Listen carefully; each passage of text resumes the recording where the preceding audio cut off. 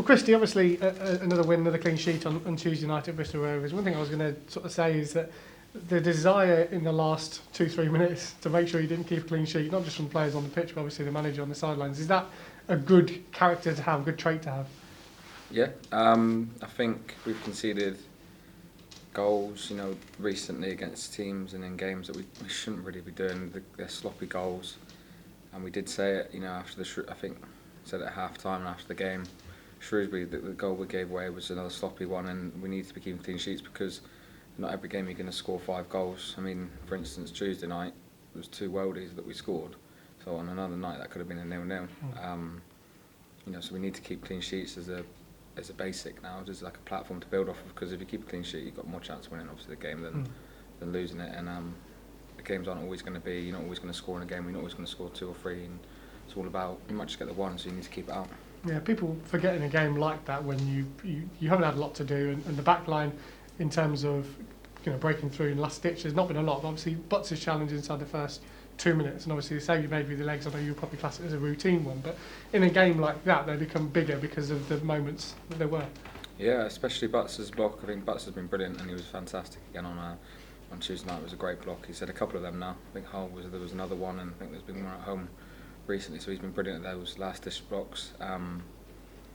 It was a very, very important block at a very important time because away from home they score early. It's a different game, so the pressure's all on us to come out then, and it suits them with the pace they had up front. So it was a very big block, and then we sort of got control of the game and got into the game, and after that was pretty straightforward. People would expect it as well, or just seem to expect it from Beeves. But again, in the last 3-4 games, I can remember countless times where he's sort of thrown himself in. I know most people would say, well, that's the central defender's job, but still bravery involved to do that and to throw themselves. As a goalkeeper, that's what you'd love to see, isn't it, when defenders are having a right go? Yeah, there's nothing better than hit someone else and not coming anywhere near your goal. So the boys at the back have been fantastic. Like I said, there's been goals that we've not been happy with, but in all, I think there was a couple again. Shrewsbury, there was 2 big blocks early in the game. They kept the score at 1-1, and that allowed us then. Obviously, the red card changed the game a little bit, but it allowed us then to go on and win the game.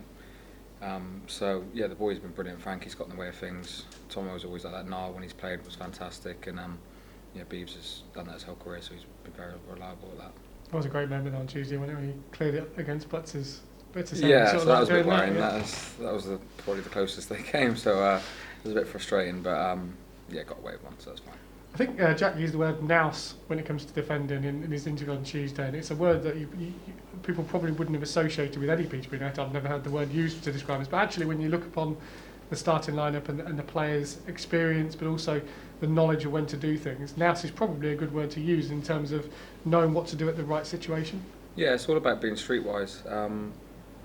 It's different now. There's no crowds, and there's also got that factor when there are crowds there. When crowds get on top and how to deal with the game and manage the game. It's all game management, and likewise again.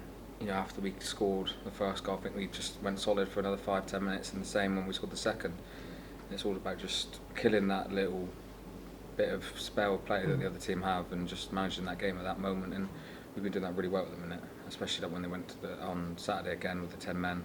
We just sort of took the sting out of them completely with the way we played after that, and the boys have been brilliant. They've been really clever, and with John up top, and hold the ball up and just keep us up the pitch, which is brilliant. Yeah, you've always been a talker. You've said it before. You like communicating. When there's no fans, obviously, does it inspire you to do more? Is it a weird scenario? Do you stick your sound in your own voice when you can't hear anything but yourself?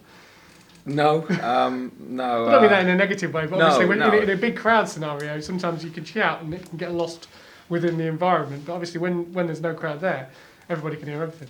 Yeah, it frustrates me if it goes quiet. And I was having this conversation with Butts the other day that if I'm not talking, I feel like I'm doing something wrong. I feel like if it's quiet and I'm not speaking, I feel like I'm not doing my job. And I've always done it, like I've said to you before, that if I'm not talking, I don't feel at it. I don't feel on it, and I need to be talking and organising, and it makes me feel better about myself and my game as well. It's not just for everyone else. And it's keeping everyone on the toes. They may think I'm talking a load of rubbish, but at least if they're listening, they're thinking about what they're doing as well. So it's an important factor that everyone in the team needs to do and do more of.